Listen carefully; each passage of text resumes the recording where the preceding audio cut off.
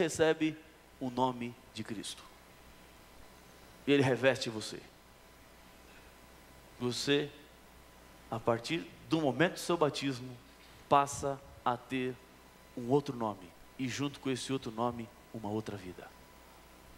O passado já foi. Deus apaga. Deus esquece. O batismo é uma confissão pública.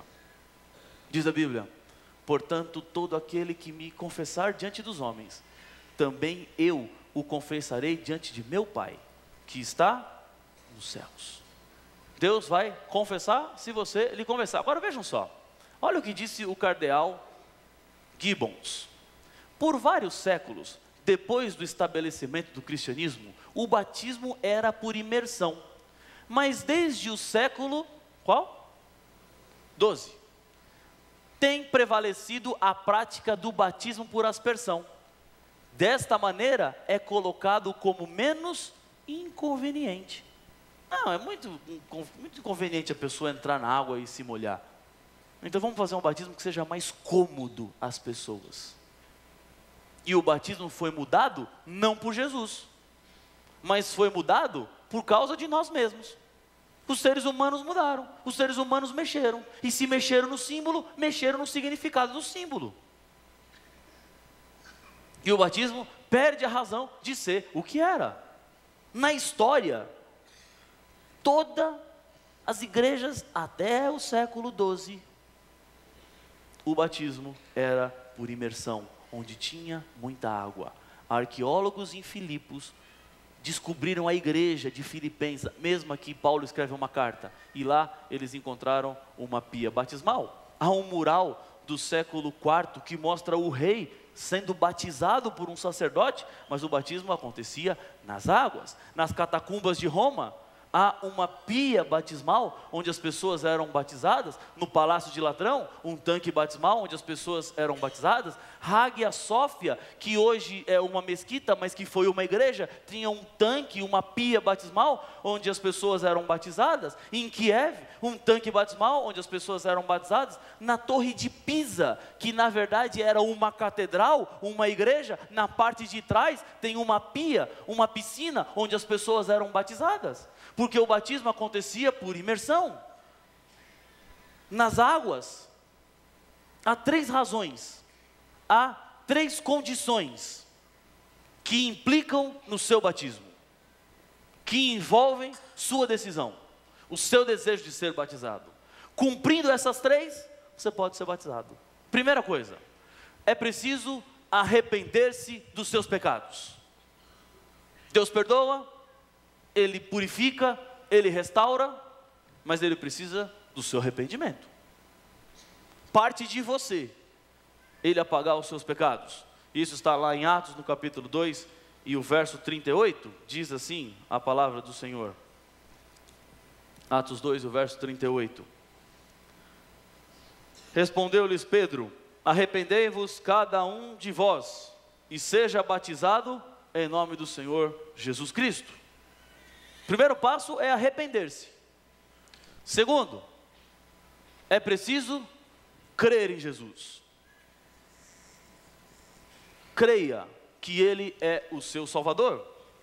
Atos 19 e o verso 4, mesmo livro que nós estamos agora, algumas páginas para frente, diz a Bíblia: disse-lhes Paulo: João realizou o batismo de arrependimento, dizendo ao povo que cresce naquele que vinha depois dele, a saber, Jesus. É preciso então primeiro arrepender-se dos pecados, depois crer em Jesus. E o terceiro passo é entendimento. É preciso entender o que é que você está fazendo quando entra no tanque batismal. É preciso entender a Bíblia, conhecer as bases, conhecer o que Deus requer de você, qual é o manual de Deus para a sua vida. Isso está em Mateus capítulo 28, versos 18 a 20, que é o verso mais conhecido e citado falando sobre o batismo. Mateus capítulo 28 são palavras finais de Jesus aos seus discípulos que estavam na terra. Diz aqui Jesus: toda autoridade me foi dada no céu e na terra. Ide, portanto, fazei discípulos de todas as nações, batizando-os em nome do Pai, do Filho e do Espírito Santo. Verso 20, ensinando-os a guardar todas as coisas. Você tem que aprender para poder tomar decisão. Com o entendimento, você está apto a decidir. Com o entendimento, você pode tomar a decisão. Uma decisão que vai transformar sua vida de uma vez por todas. Quem é que deve ser batizado? Primeiro, aqueles que se arrependeram, que creem e que querem entender cada vez mais a palavra de Deus. Aqueles que se afastaram do Senhor. Aqueles que estão descobrindo novas verdades. Esses devem ser batizados. Batizados como o Eliseu. Esse rapaz tem uma história impressionante. Eu conheci primeiramente o pai dele. O pai dele era um pastor de uma igreja que ele mesmo havia fundado naquele bairro que está alagado, ali na zona leste de São Paulo, o Pantanal Paulista, perto do Jardim Romano.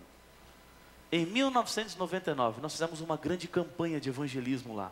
683 pessoas foram batizadas naquela região.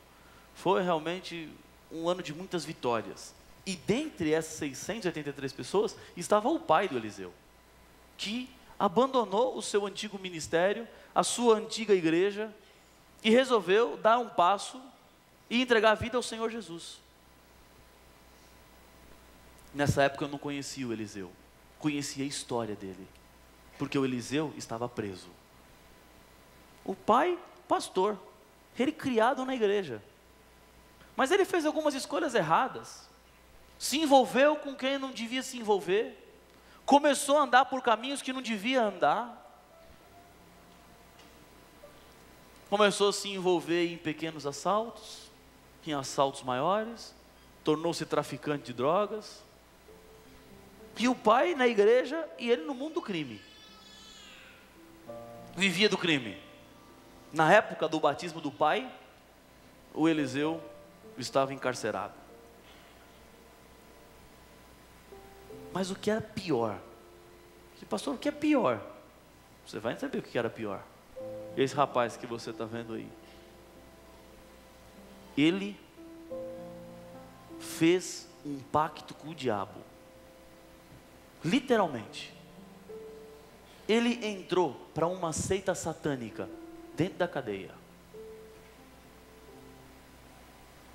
Embora longe de Deus, fazendo coisas erradas que fez, ele culpava a Deus por ele estar preso. Como se Deus não o amasse, não se interessasse. E lá, quando ele conheceu essa tal seita satânica, ele decorou num dia o estatuto da igreja satânica inteirinho. Quando ele decorou, os seus dedos foram cortados. Ele misturou o sangue dele com os estatutos da igreja satânica e comeu aquilo.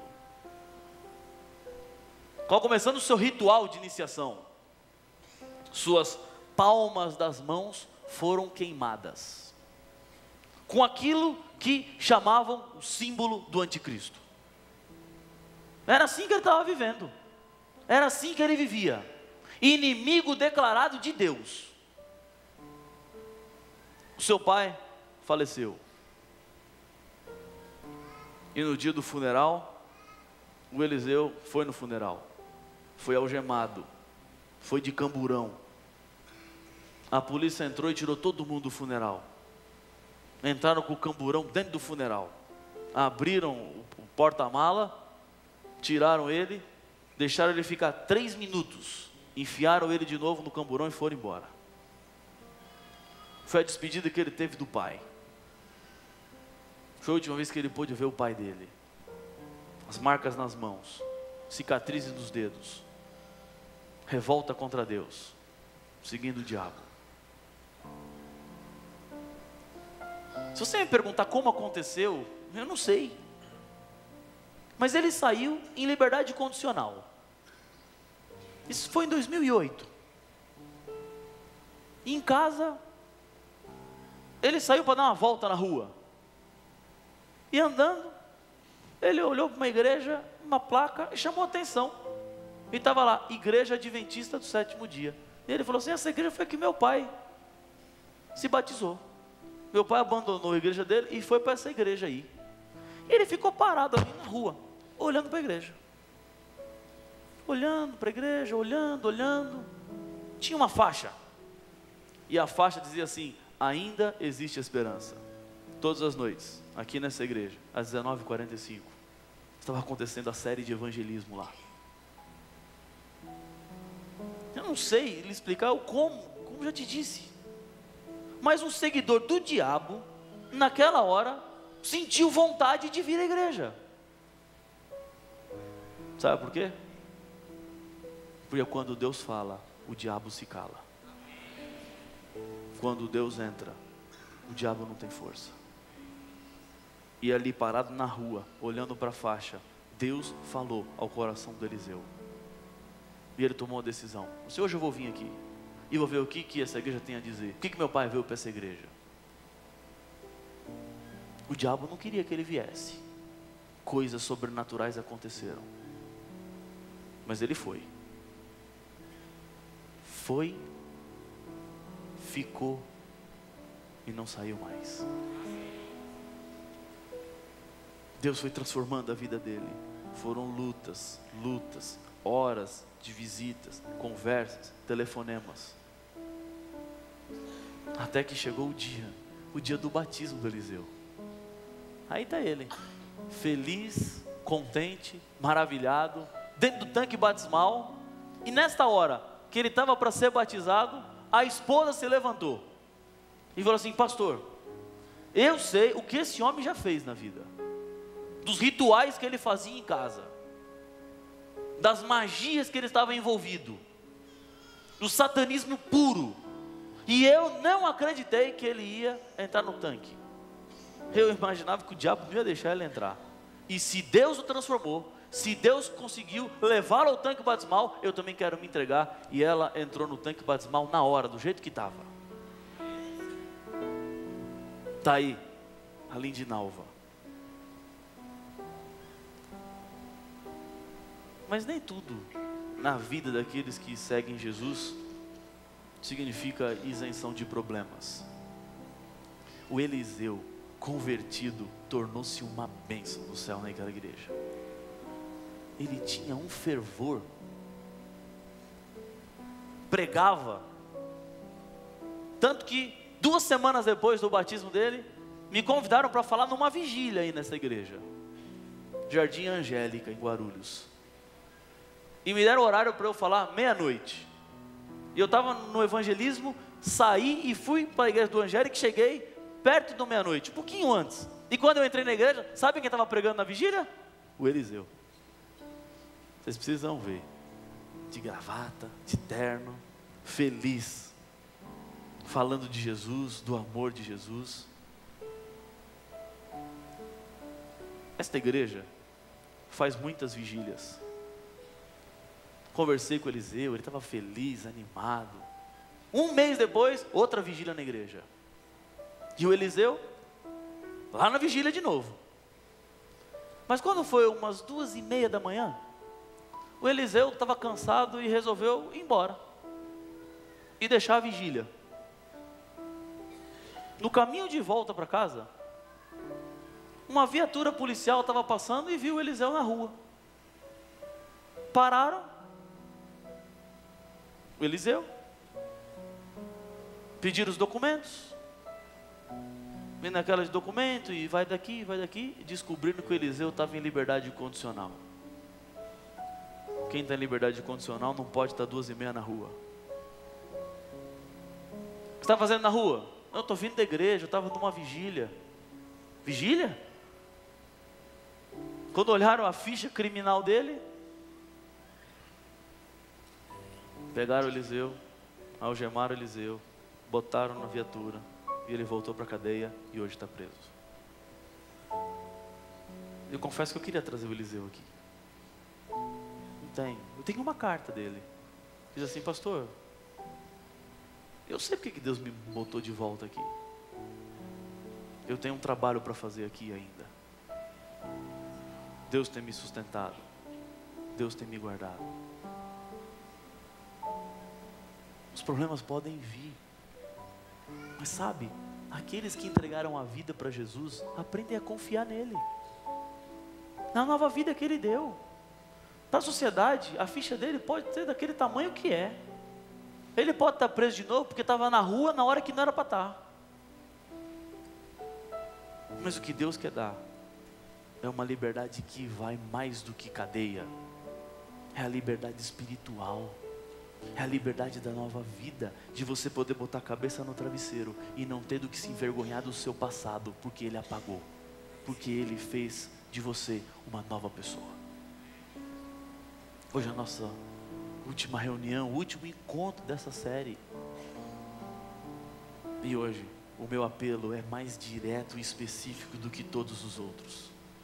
Eu quero convidar o pastor Vinícius, o pastor Daniel, o pastor Gideão para vir aqui à frente, o professor Lee, porque são aqueles que cuidam das pessoas, são os responsáveis pelo trabalho da igreja, do evangelismo aqui da igreja, do crescimento desta igreja. Pastor Hélio, que é o líder dessa instituição, desta escola, eu quero que eles fiquem comigo aqui à frente, porque agora eu quero fazer um convite em nome do Senhor Jesus a você. Preste atenção no meu convite.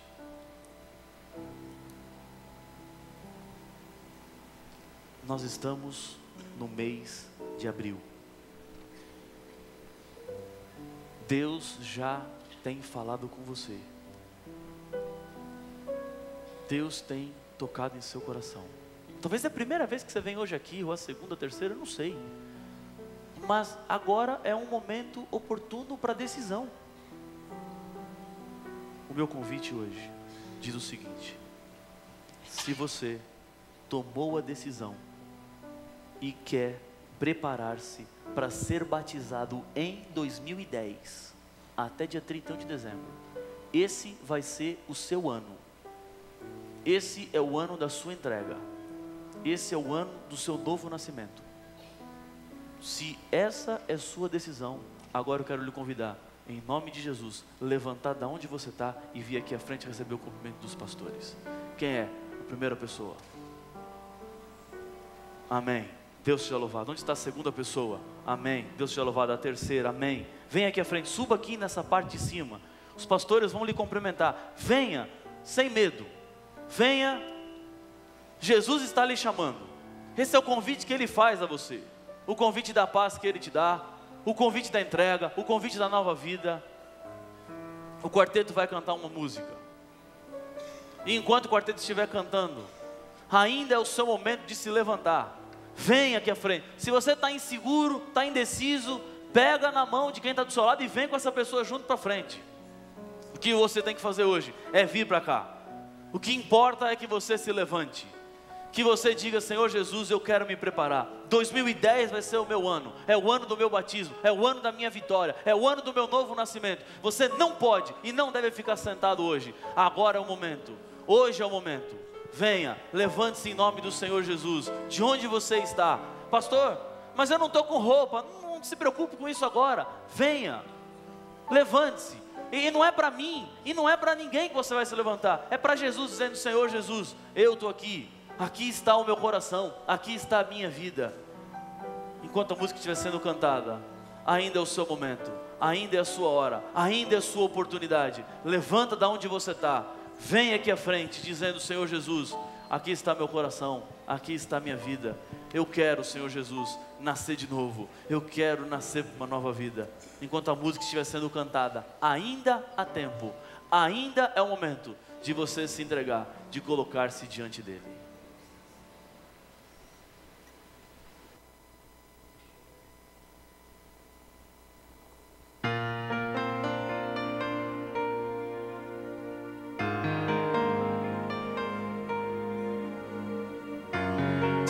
Tem algum amigo aqui na frente, quiser vir ficar do lado desse amigo, pode vir também.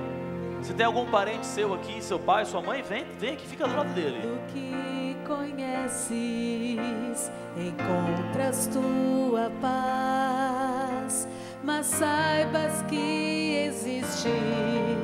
algo novo, bem melhor.